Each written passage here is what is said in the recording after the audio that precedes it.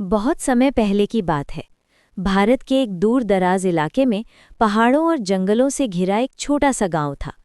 उस गांव का नाम था सोनपुर।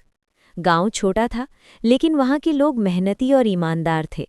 उसी गांव में रहता था एक गरीब व्यक्ति, जिसका नाम था रामदीन।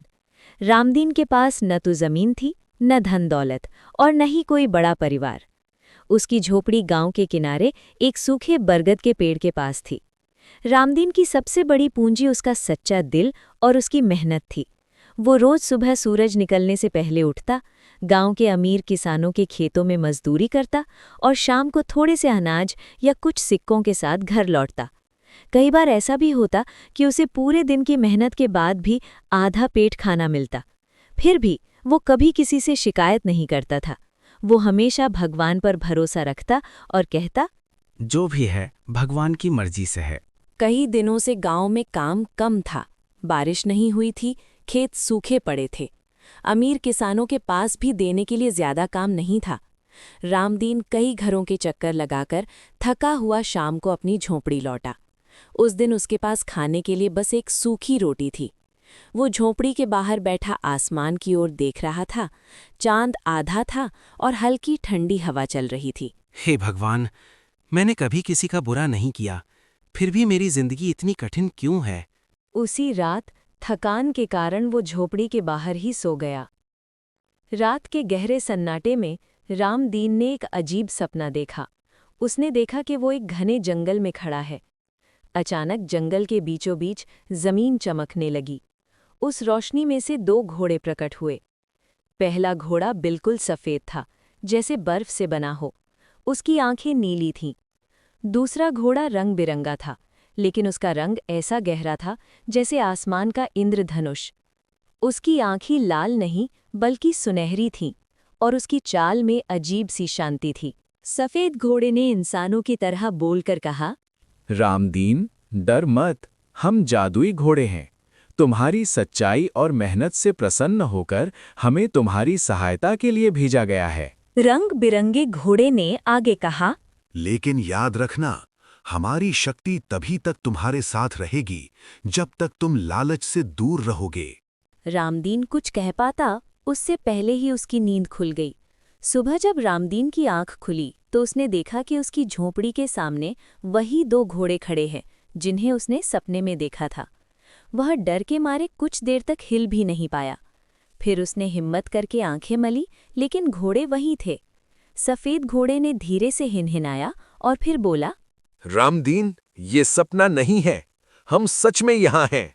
हे प्रभु, मैं तो एक गरीब इंसान हूँ। आप जैसे जादुई घोड़े मेरे पास क्यों आए हैं? क्योंकि तुम गरीब हो लेकिन बेईमान नहीं, और यही सबसे बड़ी दौलत है। घोड़ों ने रामदीन को अपनी शक्तियों के बारे में बताया। सफ़ेद घोड़ा जहां भी दौड़ता वहां हरियाली फैल जाती, सूखी जमीन उपजाऊ हो जाती। रंग बिरंगे घोड़ा समय और दूरी को मोड़ सकता था।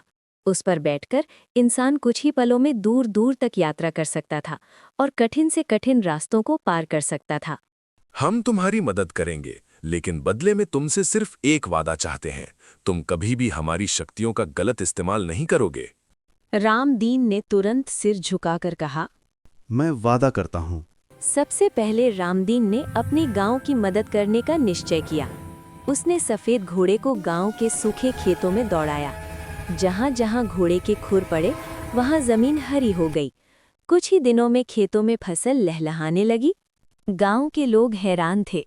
उन्होंने पहली बार इतनी जल्दी फसल उगते देखी। धीरे धीरे गांव में खुशहाली आने लगी। लोगों को काम मिलने लगा, अनाज भरपूर हो गया। रामदीन ने कभी नहीं बताया कि ये सब कैसे हुआ। वो बस मुस्कुराकर कहता, अरे भाइयों, सब भगवान की कृपा है। सोनपुर के पास ही एक राज्य था, जिसके राजा का नाम था राजा विक्रमसेन। जब राजा को ये खबर मिली कि एक छोटे से गांव में अचानक इतनी समृद्धि आ गई है, तो उसे शक हुआ।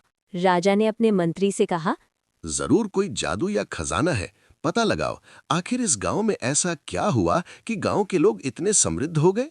मंत्री ने जासूसों को भेजा। महाराज, जासूसों ने पता लगाया है कि सोनपुर गांव में रामदीन नाम का एक गरीब व्यक्ति कुछ अलग तरह से काम कर रहा है। राजा ने रामदीन को दरबार में बुलवाया। रामदीन डरता हुआ दरबार पहुंचा। राजा ने उससे पूछा, सच सच बताओ, तुम्हारे गांव में इतनी खुशहाली कैसे आई है? रामदीन ने झूठ बोलना ठीक नहीं समझा, लेकिन वो अपने वादे को भी तोड़ना नहीं चाहता था। उसने विनम्रता से कहा, महाराज, ये सब ईश्वर की कृपा से हुआ है। मैंने कुछ भी गलत नहीं किया। राजा को उसका जवाब पसंद नहीं आया। उसने कहा, अगर तुम सच नहीं बताओगे तो तुम्हें सजा दी जाएगी। उस रात रामदीन बहुत परेशान था। उसने घोड़ों से सलाह मांगी। सफेद घोड़े ने कहा, सच बताना गलत नहीं है, लेकिन अपनी शक्तियां लालची राजा को सौंप देना सही नहीं। कल हम तुम्हें सही रास्ता दिखाएंगे। अगले दिन दरबार में रामदीन ने राजा से कहा, महाराज, मेरे पास जो कुछ भी है वो जनता की भलाई के लिए है, न कि किसी के लालच के लिए। अगर आप चाहें तो मैं अपने काम से ये साबित कर सकता हूँ। राजा ने उसे एक चुनौती दी। राज्य के एक हिस्से में कई सालों से अकाल पड़ा था। राजा ने कहा, अगर तुम वहां खुशहाली ला सको तो मैं मान लूंगा कि तुम सच्चे हो। रामदीन सफेद घोड़े के साथ उस इलाके में गया और घोड़े को उस बंजर जमीन पर दौड़ाया। कुछ ही दिनों में वहां हरियाली लौट आई। लोगों के चेहरे खिल उठे। राजा ने ये सब अपनी आंखों से देखा और उसे अपनी गलती का एहसास हुआ। राजा ने रामदीन से माफी मांगी और उसे बहुत सारा धन देना चाहा, लेकिन रामदीन ने विनम्रता से कहा, महाराज, मुझे धन नहीं चाहिए। बस इतना चाहता हूँ कि मेरी तरह कोई और गरीब भूखा न सोए। कुछ समय बाद एक रात दोनों जादुई घोड़े रामदीन के पास आए। सफेद घोड़े ने कहा, अब हमारी जरूरत यहाँ नहीं है। तुमने हमें सही तरह से इस्तेमाल किया। रंग बिरंगे घोड़े ने मुस्कुरा कर कहा, याद रखना, असली जादू हम में नहीं बल्कि तुम्हारे दिल में है। इतना कहकर दोनों घोड़े रोशनी में बदल गए और आसमान में विलीन हो गए। रामदीन फिर से साधारण जीवन जीने लगा, लेकिन अब उसका जीवन सम्मान और संतोष से भरा था। गांव और राज्य में उसकी मिसाल दी जाने लगी।